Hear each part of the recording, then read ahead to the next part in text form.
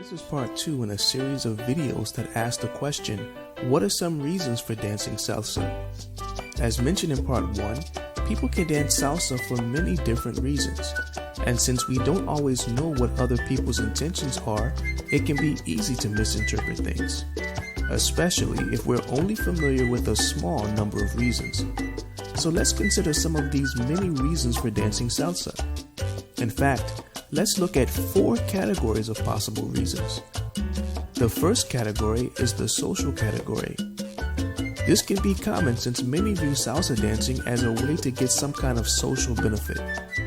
And there is more than just one potential social benefit. For example, a person might use salsa dancing to mingle and have fun with friends. Or they might dance to meet new people. Or they may do it because they want to fit in with their existing group of friends who like to dance salsa, even if they themselves aren't fans of dancing. In other words, they may just want to be included in the group. Also, some see salsa dancing as a way of flirting with others. Or if 2 people dance really well together, others may see it as a sign of romantic chemistry. Basically, they may only see a romantic value in salsa dancing. If they happen to be really good at dancing salsa, or if they are trying to become really good at it, they may only be interested in impressing others. Or they may use salsa dancing as a way of becoming popular and well known, or even to seek attention.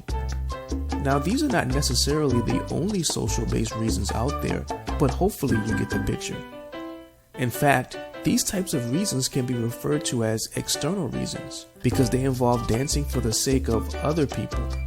Unfortunately, because these types of motivations are so common, some people tend to assume that others are dancing for some kind of social reason only. Perhaps because that is the reason that they themselves once had, or the reason that they are most familiar with.